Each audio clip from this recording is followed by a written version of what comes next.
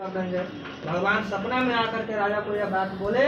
सुबह उठ करके राजा उन दोनों बंदियों को बंधन से छुड़ा करके लाए और विनय युक्त वचन बोले कि आप कुछ भय मत करना, अब आप लोग अपने घर जाइए। भगवान की कृपा से दोनों छूट गया और कहा कि आपकी कृपा से हम घर जाए। श्री अष्टम कांड में श्री सत्यनारायण श्री सत्यदेव स्वामी की जय।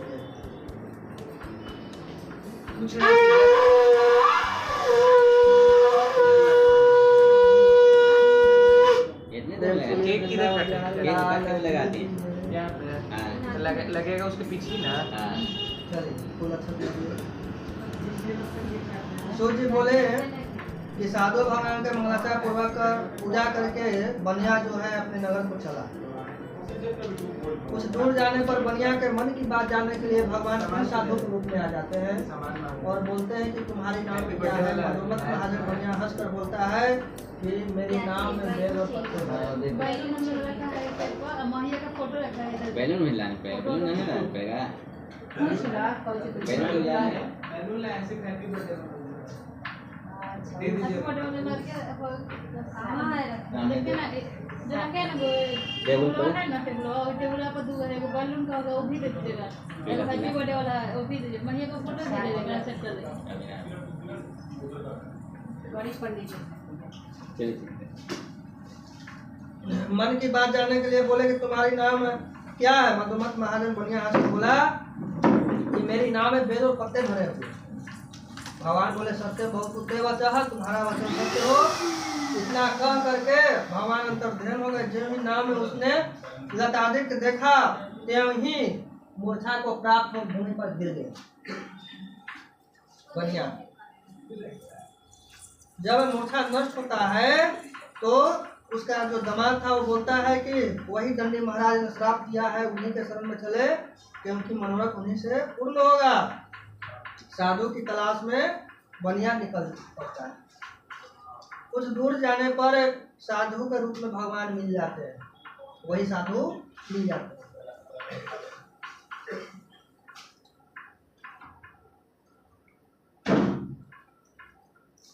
साधु के रूप में भगवान मिल गए और दंडी के पास जा करके प्रणाम कर भक्ति से बोलता है बनिया कि जो मैंने आपसे कहा था उस अपराध को क्षमा कीजिए। यह कहकर बारंबार नमस्कार कर शोकाकुल हो गया। तब दंडी उसको रोते हुए देखकर बोले कि रो मत, मेरे वचन को सुन। तू मेरी पूजा सदा मुक्त रहता है और मेरी इच्छा से हेतु बुद्धे मुझे बारंबार दुख मिला। भगवान का यह वचन सुनकर बनिया जो है स्तुति करने लगता है। साधु बोलता है बनिया कि स्वामी आपकी माया से मोहित ब्रह्मादि देवता भी आपके बड़े अद्भुत गुण और रूप को नहीं जानते हैं। तब आपकी माया से मोहित मैं मूर्ख आपको कैसे जान सकता हूँ।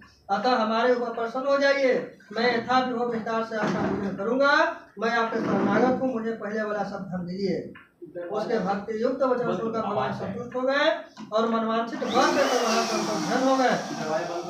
साधु नाव को धन से परिपूर्ण देकर उस पर चढ़ गया। नाव को यत्न से सहेज कर अपने देश को चल दिया। अपने नगर के समीप साधु आकर दामाद से कहने लगा कि वह मेरी रत्नपुरी देखो। ऐसा कहकर उसने धन की रक्षा करने वाला दूत को वहां भेजा। वह दूत नगर में जाकर साधु के धर्म पत्नी को देखकर प्रणाम कर बोला, ग्राम के निकट दामाद सहित साहूकार बहुत से इष्ट मित्र धन के साथ आ गए हैं। दूत के मुख से ऐसे वचन सुनकर साधु की स्त्री बड़ी हर्षित हो सत्यदेव का पूजन कर कन्या से कहने लगे कि मैं भी चाहती हूँ तुम शीघ्र व्रत समाप्त कराओ। लड़की इस प्रकार वचन सुनकर जल्दी से व्रत समाप्त कर प्रसाद को भूल से न खाकर अपने पति को देखने के लिए गई।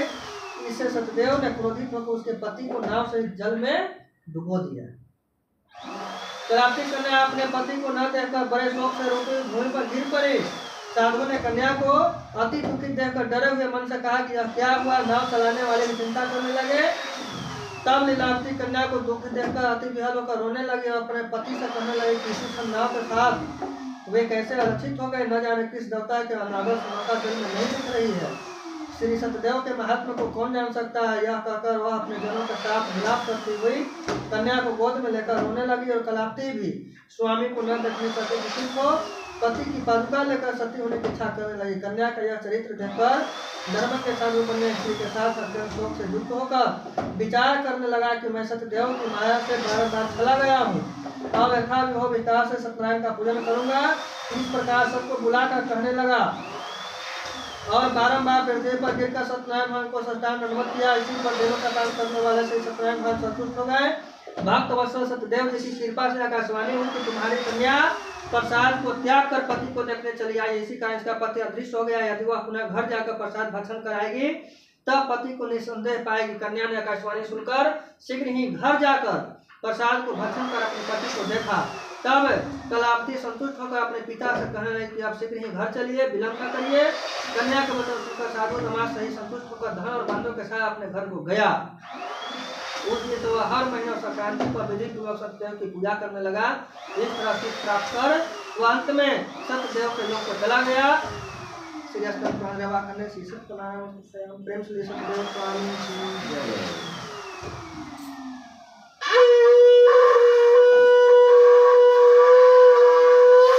प्रेम श्री वृंदावन बिहारी लाल की जय।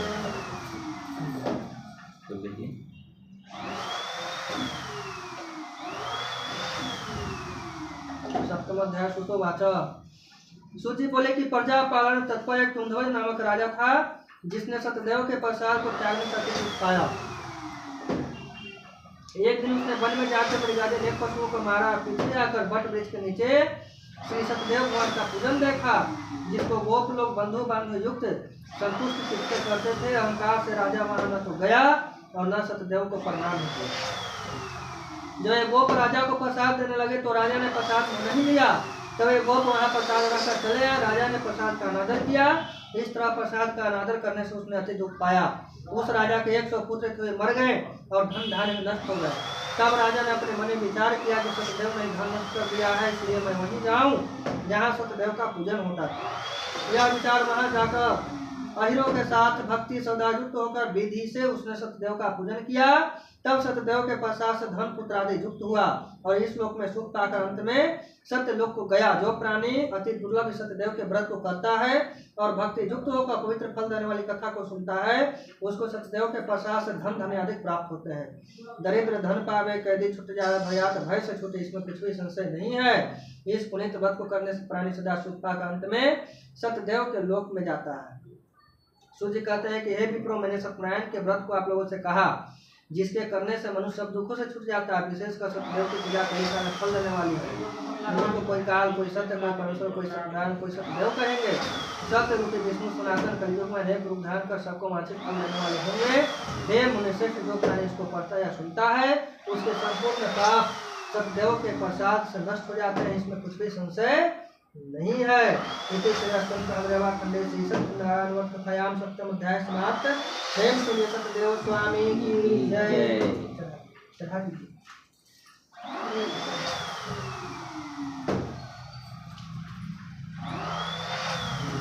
आरती के लिए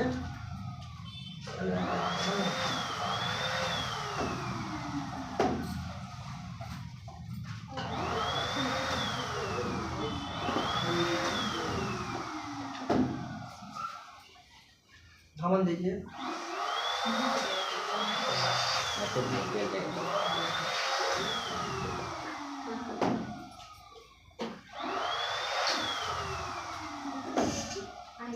ओम नारायण स्वाहा। लोग सारे हुए हैं कोई? हाँ सब पढ़ेंगे। हाँ तो उस लोग से करवा दीजिए।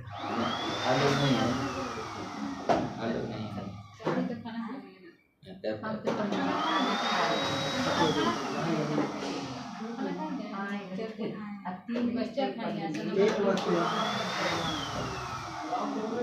ओम नारायण स्वाहा। ओम नारायण नमः नमः